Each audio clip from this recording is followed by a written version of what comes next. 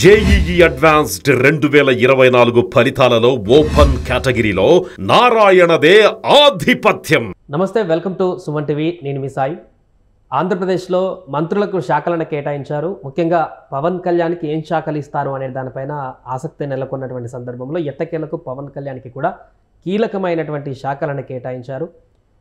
So అలాగే జనసేన పార్టీకి కూడా కీలకమైనటువంటి శాఖలను కేటాయించారు. సో పవన్ కళ్యాణ్కి ఏ శాఖలను కేటాయించారు, ఆ శాఖలో కరెక్టేనా పవన్ కళ్యాణ్కి ఇవ్వడం, పవన్ కళ్యాణ్కి ప్రియారిటీ కరెక్ట్గానే దక్కిందా ఈ శాఖలతో అనేటువంటి విషయాన్ని గురించి మనం మాట్లాడదాం. మనతో పాటు Suman TV news chief editor Keshav గారు ఉన్నారు. కేశవ్ గారు నమస్తే. నమస్తే. పవన్ కళ్యాణ్కి 5 కీలక శాఖలు కనపడుతున్నాయి. సో పవన్కి తగ్గట్టుగా ప్రియారిటీ ఇచ్చినట్టు అనుకోవచ్చా ఈ శాఖలతోటి? ఖచ్చితంగా ముఖ్యమైనటువంటి శాఖలు అంటే మన లెక్క ఏంటంటే ఎక్కువ ఏదో హోమ్ మినిస్ట్రీ ఇటువంటి అంచనాలు ఉంటాయి. బట్ ఎక్కువ మంది ప్రజలతో కనెక్ట్ అయ్యేటువంటి శాఖలు కావాలని పవన్ కళ్యాణ్ అడిగారు. దానికి తగ్గట్టుగా శాఖల కేటాయింపు జరిగింది. ఆయనకి ఇచ్చినటువంటి శాఖలను ఒకసారి మనం చూస్తే లిస్టు పరంగా చూస్తే పంచాయతీరాజ్, రూరల్ డెవలప్మెంట్ ఇది చాలా పెద్ద శాఖ. ఏ గవర్నమెంట్లో అయినా కానీ ప్రతి గ్రామాన్ని, ఎందుకంటే ఇప్పుడు అర్బన్ ఏరియాస్ చాలా తక్కువ ఉంటాయి మన రాష్ట్రంలోనే కాదు మన దేశంలో కూడా అదే పరిస్థితి. సో రూరల్ కనెక్టివిటీతో ఉండేటువంటి శాఖ. అలాగే రూరల్ వాటర్ సప్లై ఇచ్చారు పవన్ కళ్యాణ్కి స్పెసిఫిక్గా. మంచినీటి సరఫరా, సురక్షిత మంచినీరు గ్రామీణ ప్రాంతాల్లో ఇవ్వడం అనేది ఒక ప్రధానమైనటువంటి అంశం. దీనికోసమే కదా ఇంటింటికి కుళాయి నీళ్ళు ఇస్తామని చెప్పని సెంట్రల్ గవర్నమెంట్ ఒక పాలసీ తీసుకొని వచ్చింది.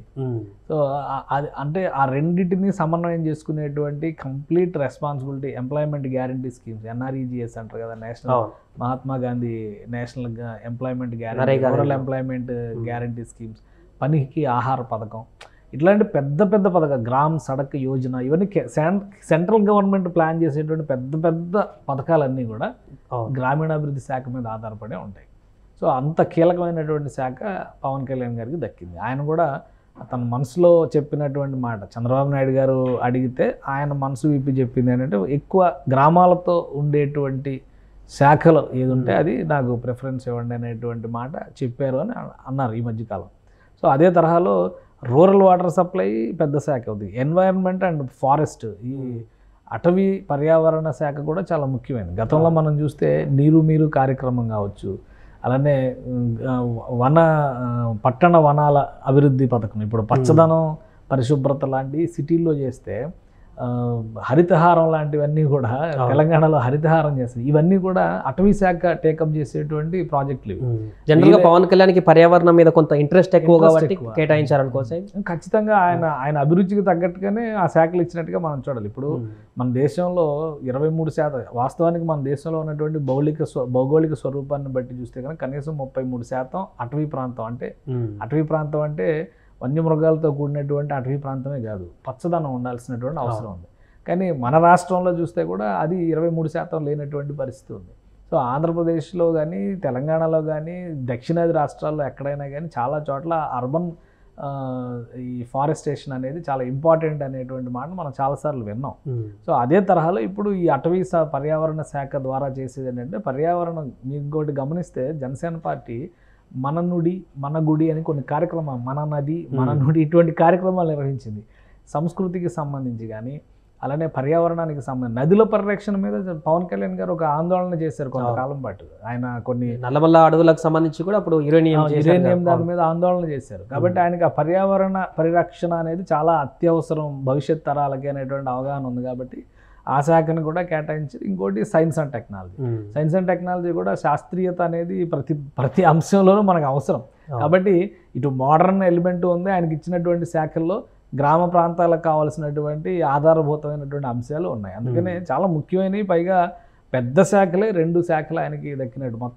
మొత్తంగా మనం బైఫర్కేట్ చేసి చూస్తే 3 ప్రధానమైనటువంటి శాఖలు, గ్రామీణాభివృద్ధి, పంచాయతీరాజు, రూరల్ వాటర్ సప్లై, ఇవన్నీ ఒక శాఖగా చూస్తే, ఫారెస్ట్, ఎన్విరాన్మెంట్, పర్యావరణం, అటవీ శాఖను ఒక శాఖగా చూస్తే, సైన్స్ అండ్ టెక్నాలజీ ఇంకొక శాఖ. అంటే 3 ప్రధానమైనటువంటి శాఖలు పవన్ కళ్యాణ్ గారికి దక్కినాయి.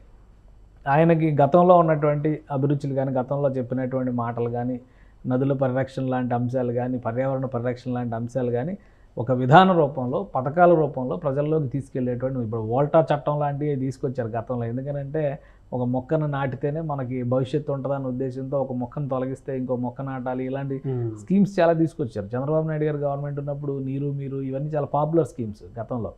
సో అటువంటి వాటికి అన్నిటికీ మరొకసారి ఉత్తేజం తీసుకొచ్చేది. అలానే కేంద్ర ప్రభుత్వం కూడా నరేంద్ర మోడీ కూడా స్వచ్ఛ భారత్ లాంటివన్నీ కూడా ఈ పర్యావరణ శాఖల ద్వారానే నిర్వహించారు.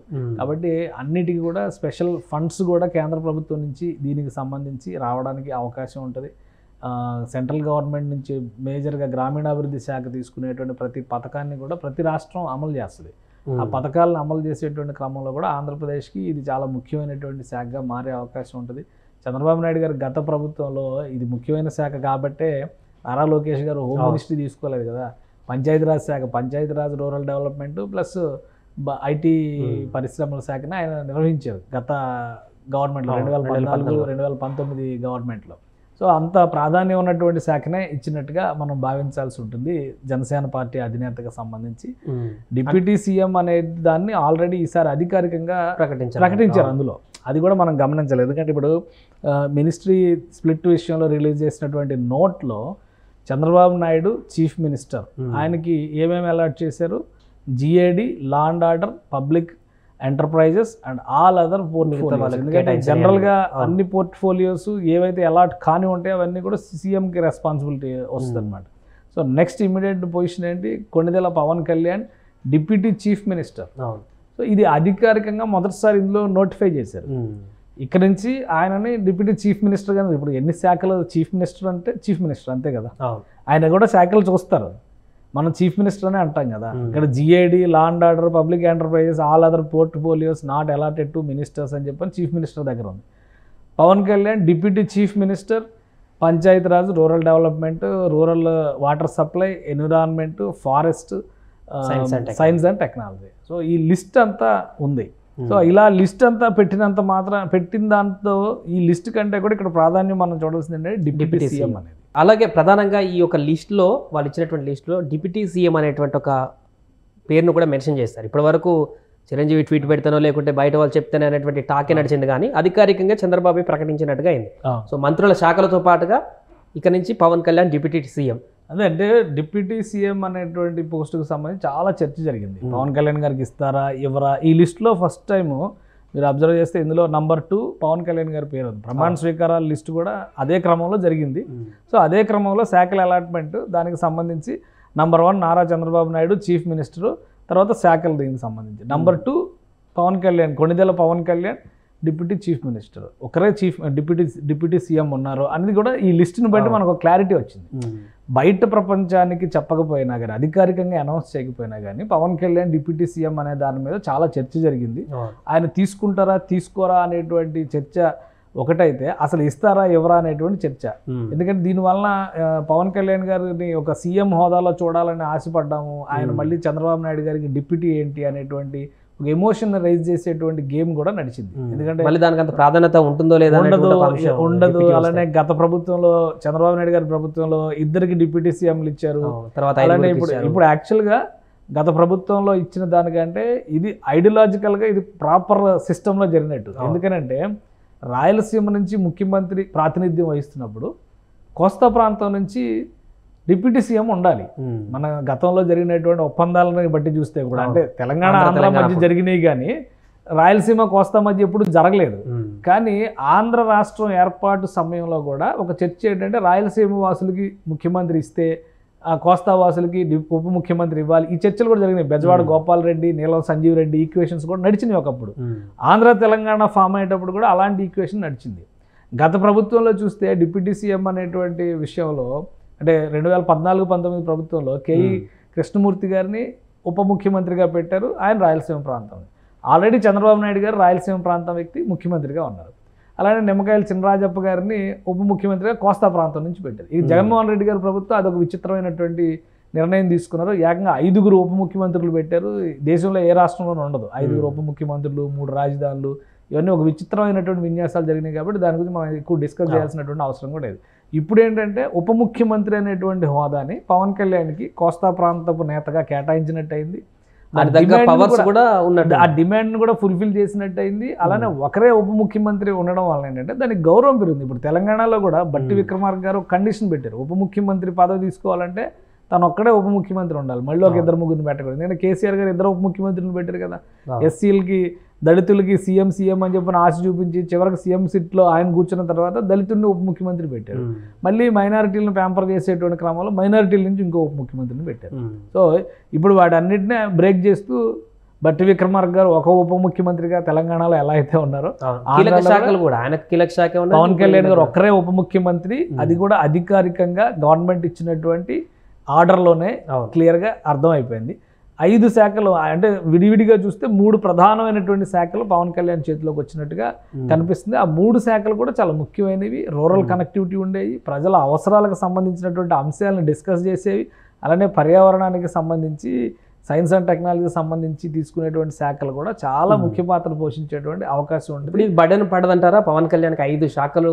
అంటే ఇక Pawan Kalyan full time politics పైనే దృష్టి పెట్టాల్సినటువంటి అనివార్యత. అంటే కంప్లీట్ గా సినిమాలకు కూడా దూరం అయిపోయినట్టుగానే మనం చూడాలి. ఎందుకంటే ఆయన కూడా చెప్పారు కదా. బట్ ఏంటంటే ఇప్పుడు ఆయన సినిమాల్లో చేసినంత మాత్రాన ఆ వెసులుబాటు ఎలా తీసుకుంటారో, సమయాన్ని ఎలా ఉపయోగించుకుంటారు అనేది ఆయన చేతిలో ఉంది. ఇప్పుడు ఆల్రెడీ 3 సినిమాలు ఆల్మోస్ట్ కంప్లీట్ అవుతున్నటువంటి స్టేజ్లోకి వచ్చినటువంటి సినిమాలు ఉన్నాయి.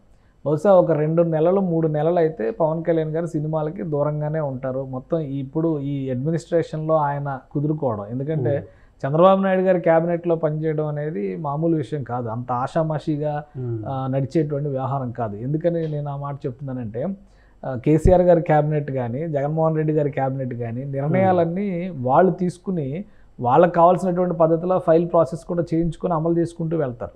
కానీ మినిస్ట్రీ ద్వారా చేయించడం అనేది చంద్రబాబు నాయుడు గారికి ఉండేటువంటి ప్రత్యేకత. ఆయన పెట్టిన సిస్టమే అది. జగన్మోహన్ రెడ్డి గారు కూడా కొన్ని చోట్ల ఇబ్బంది పడింది ఏంటంటే, ఇప్పుడు సిఎఫ్ఎంఎస్ పేరుతో నిధులు రిలీజ్ చేసేటువంటి ప్రతి అంశాన్ని సిఎఫ్ఎంఎస్ పేరుతో ఒక సిస్టమ్ జనరేట్ చేశారు.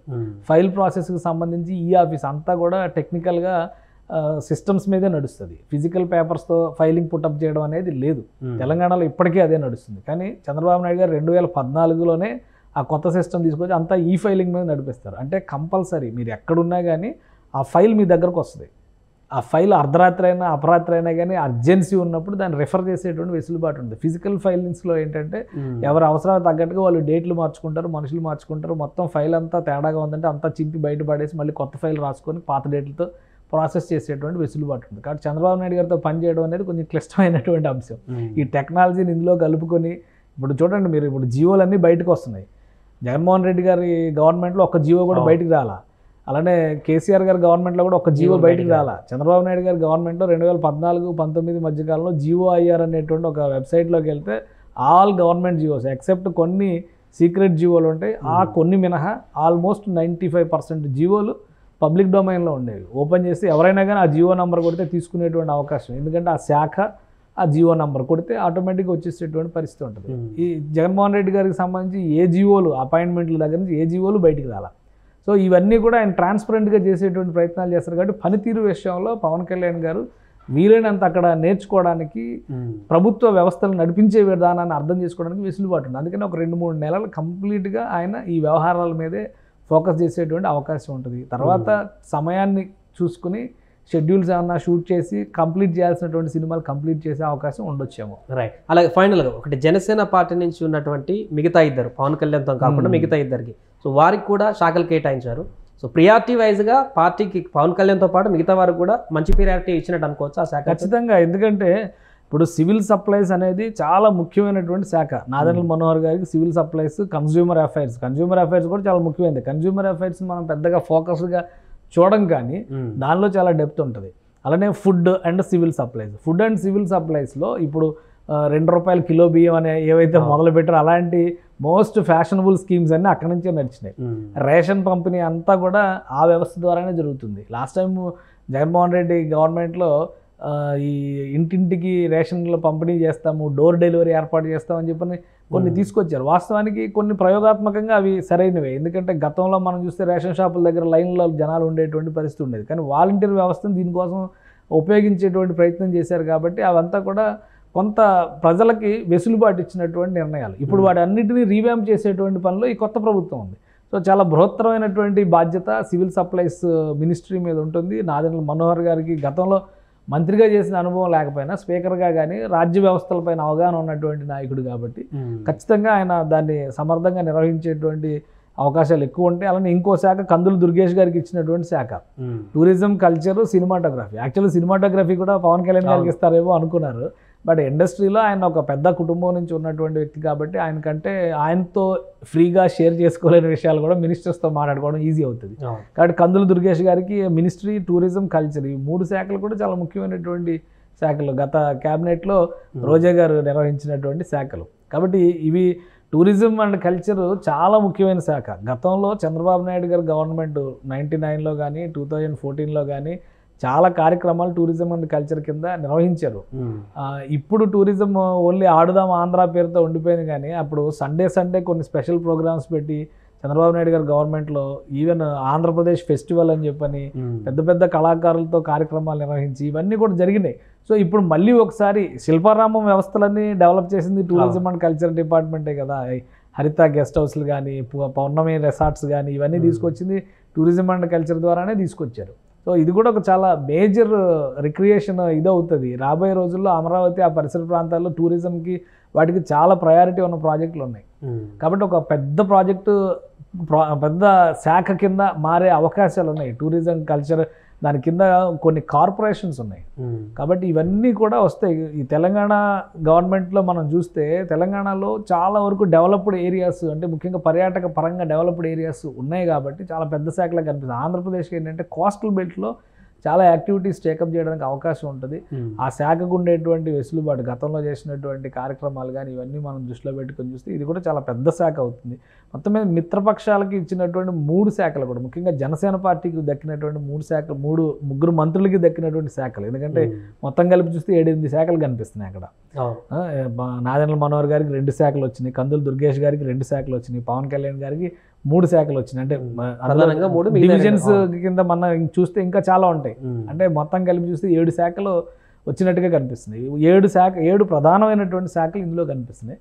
కాబట్టి ఖచ్చితంగా మిత్రపక్షాలకి సరైనటువంటి నిర్ణయం తీసుకున్నారు. అన్నిటికీ మించి డిప్యూటీ సీఎం అనేటువంటి మాటని కన్ఫర్మ్ చేశారు. పవన్ కళ్యాణ్ గారు నంబర్ 2 క్యాబినెట్లో నంబర్ 2 పొజిషన్లో ఉన్నారనేటువంటి విషయాన్ని ఈ నివేదిక ఇవ్వడం ద్వారా, ఈ రిపోర్ట్ ఇవ్వడం ద్వారా 100% ఆయన ఒక్కరే డిప్యూటీ సీఎం అనేది కూడా కన్ఫర్మ్ చేసినట్టుగా మనం పరిగణలోకి తీసుకోవచ్చు దీన్ని. Right sir. సో మొత్తానికి అది ఆంధ్రప్రదేశ్ క్యాబినెట్ మంత్రులకు పదవులు కేటాయించినటువంటి సందర్భంగా పవన్ కళ్యాణ్కి కీలకమైనటువంటి శాఖలను ఇచ్చారు. దాంతో పాటుగా డిప్యూటీ సీఎం అనేటువంటి ఒక హోదాను కూడా అఫీషియల్గా అనౌన్స్ చేశారు. దీంతో ఈ రోజు నుంచి ఆంధ్రప్రదేశ్ డిప్యూటీ సీఎంగా పవన్ కళ్యాణ్ కీలకమైనటువంటి శాఖలుగా నిర్వర్తించడానికి ముందుకు వెళ్తారు. సో ఈ శాఖల పట్ల పవన్ కళ్యాణ్ ఏ రకంగా 5 సంవత్సరాల పాటు ముందుకు వెళ్తారో చూడాలి. సుమన్ టీవీలో మీ పర్సనల్ అండ్ బిజినెస్ ప్రమోషన్స్ కోసం కింది నెంబర్కి కాంటాక్ట్ చేయండి.